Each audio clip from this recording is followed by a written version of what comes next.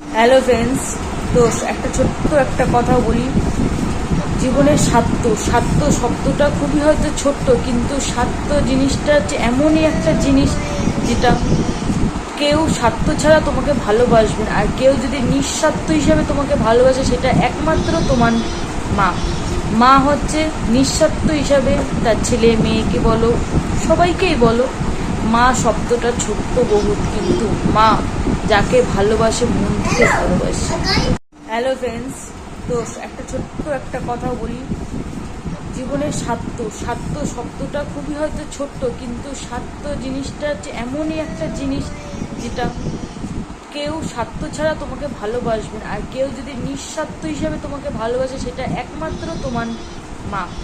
মা হচ্ছে নিঃস্বার্থ হিসাবে তার ছেলে মেয়েকে বলো, সবাইকেই বলো, মা শব্দটা ছোট্ট বহুত, কিন্তু মা যাকে ভালোবাসে মন থেকে ভালোবাসে।